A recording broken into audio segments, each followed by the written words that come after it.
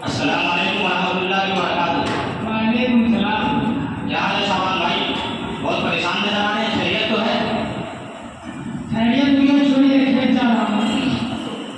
कई महीने से बारिश नहीं हुई है, लोग परेशान हैं।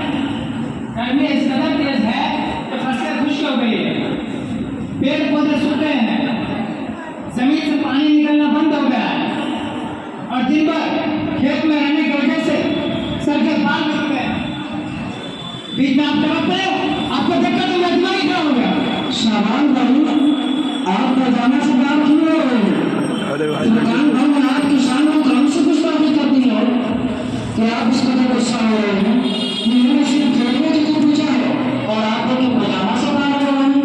अच्छा तो बोला ना था, साफ साफ तो जब बना भाई आज तारीखी दिन है।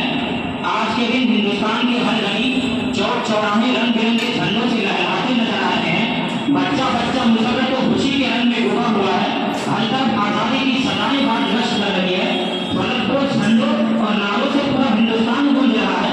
मुजाहिदीन आजादी को ख्याली अकीदत पेश किया जा रहा है। हर तरफ कौमी तराने और नगरियों को बुलाए जा रहे हैं और आप अपने काम में मसरूफ हैं। मियाँ आज के दिन में आपको अपने खेत खलियान की पड़ी हुई है। अरे मौलाना, हम मानते हैं आप मौलाना हो। हमारे दादा भी किसान हैं, हमारे अब्बा को आप जानते ही हैं, वो भी किसान है और हम भी किसान हैं। गोया कि हम लोग खानदानी किसान हैं। खेती बाड़ी में मसरूफ रहता हूँ, इस्लामी वाक़यात से कुछ नहीं जानता हूँ।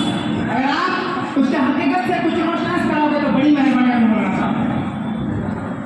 शाबान भाई, अब आपने इंसानियत और इंसाफ की बात नहीं है तो चलिए तारीखी मालूमात हासिल करने के लिए मैं आपको एक तारीखी मदरसा इस्लामिया बतिया में चलता हूँ, जो इस शहर का करीब और मशहूर मारूफ मदरसा है, जहाँ जिनकी आज़ादी के वक्त मुल्क के बड़े बड़े उलमा और दानिशवरान को मिलत अंग्रेजों के खिलाफ मशवरा किया करते थे। बिलखुसूस बानी इमारत शरीया हजरत मौलाना अब्दुल हसन सज्जाद रहमतुल्लाह अलैह अपनी पूरी टीम के साथ महीनों वहाँ पर क़याम करके अंग्रेजों के खिलाफ महानारा की। वो तारीखी अदारा है जहाँ बड़े बड़े फैसले लिए जाते थे। जिस मदरसे की एक रोशन और इनकलाबी तारीख है जो जिला मगरबी चंपारण के अंदर शामिल में आती है और वहाँ के तलबा और फुकरा उनको मिलने की बड़ी खिदमत अंजाम दे रहे हैं। अच्छा मौका है कि आज यहाँ आज़ादी की मुनासिबत से एक बहुत ही खूबसूरत प्रोग्राम जोश और खरोश के साथ मनाया जा रहा है। अच्छा तो मौलाना हमें भी ले जाइए। तो चलिए। तो मैं खेत से आ रहे थे तो मौलाना साहब से मुलाकात हो गया था, खाना वाना खाया मैंने, आराम खाना खाया। ठीक है।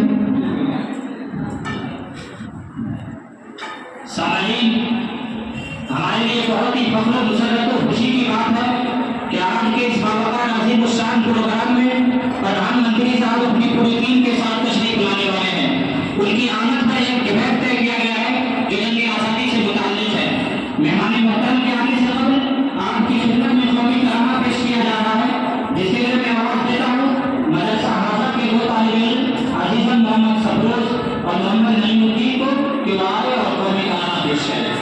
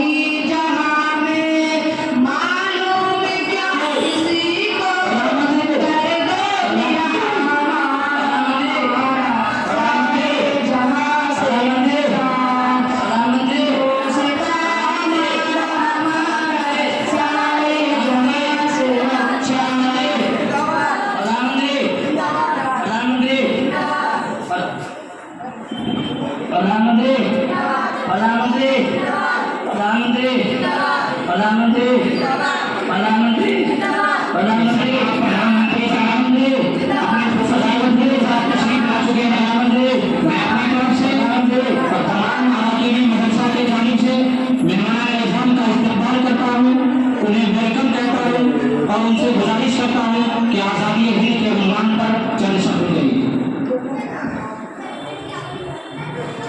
अस्सलाम वालेकुम मित्रों और महासज्जनों,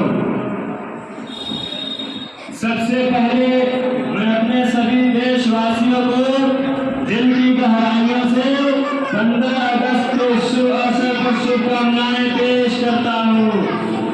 मित्रों, आज भारत के इस ऐतिहासिक दिन में हम अपनी कथा सुनाने के लिए यहाँ उपस्थित नहीं हुए, परंतु हमारे यहाँ उपस्थित होने का उद्देश्य भारत के उन सुपूतों का श्रद्धांजलि अर्पित करना है जिन्होंने इस देश की घातक कठिनाई झेली और जिनकी अंतक कोशिशों से भारत देश हमारे अधिकारों में आया और हमें सदियों की गुलामी से छुटकारा मिला और हमें स्वतंत्रता का विचार और स्वतंत्रता की चिंता प्राप्त हो।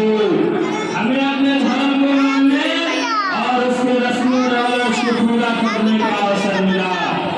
मित्रों और महासज्जनों, ये धरती सिर्फ हिंदुओं की नहीं बल्कि भारत देश के उन सभी देशवासियों की है जो भारत के धरती पर रहते हैं, यहाँ के मूल निवासी हैं, यहाँ के आकाश तले निवास करते हैं, जिन्होंने भारत के धरती पर जन्म लिया, यहाँ के नदियों का जल पीते हैं और यहाँ के खेतों का अनाज और यहाँ के बागों का मेवा खाते हैं।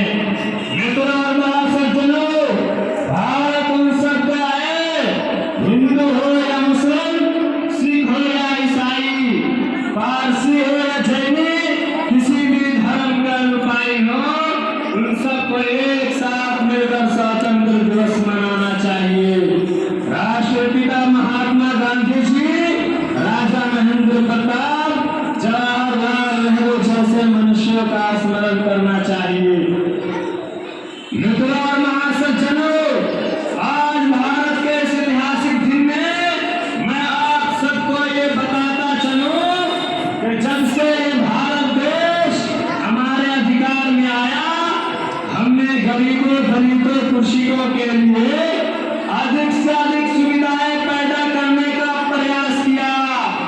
खाद के टैक्स को बढ़ा दिया, खाद के टैक्स को घटा दिया और गैस की कीमत को कम से कम करने का काम किया और प्रधानमंत्री आवास योजना के अनुसार गरीबों के लिए भवन निर्माण का कार्य किया। यदि किसी दुर्घटना में किसी की मृत्यु हो जाए तो उसका हर्जाना अदा करने का नियम भी बनाया।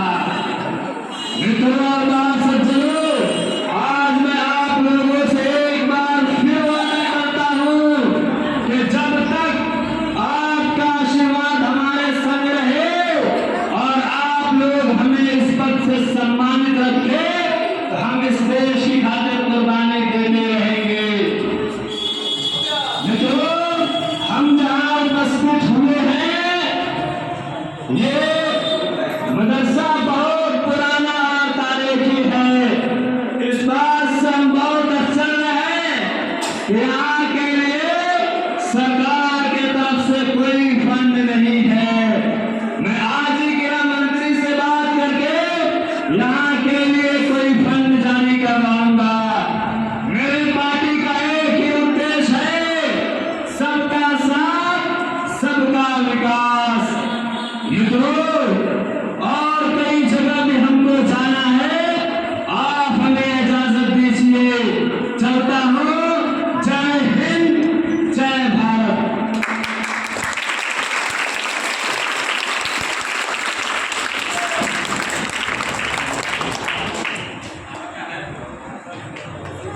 अब इसके बाद मदरसा इस्लामिया बेतिया में PhD हासिल कर रहे मौलवी मोहम्मद इस्माइल से दरख्वास्त करूंगा कि जंग आज़ादी के हक़ाइक़ पर रोशनी डालें। बैठ जा। मुहतरम साहब, आज़ादी की तारीख बहुत तवील और तलाश है।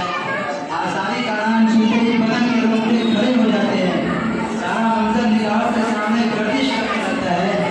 मगर मैं मुख्तसर आप लोगों के सामने बयान करता हूँ कि 19वीं सदी में आज़ादी का सिर्फ एक ही रास्ता समझा जा रहा था, और वह था ताकत और तशद्दुद का इस्तेमाल, फलफशा और बदअमनी पैदा करना, बगावत के जज्बात को हवा देना। इस पूरे दौर में गांधी जी, पंडित जवाहरलाल नेहरू, राजा महेंद्र प्रताप सभी लोग बरतानवी हुकूमत से नबूद आजमा रहे, उनसे लड़ते रहे, और उनकी वहशियाना इंतकामी कार्रवाइयों के बावजूद हमने बगावत और इनकलाब का झंडा बुलंद रखा। उनके मजालिम की कभी परवाह न की और इंतहाई इस्तेमाल और साबितबंदी से मुकाबला करते रहे।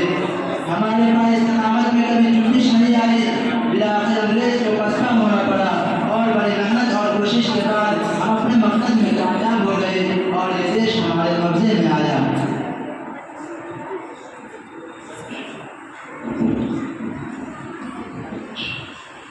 सलीम भाई, एक सवाल जो इस ज़माने से मुझे परेशान कर रहा है और दीमक की तरह अंदर से खोखला कर रहा था।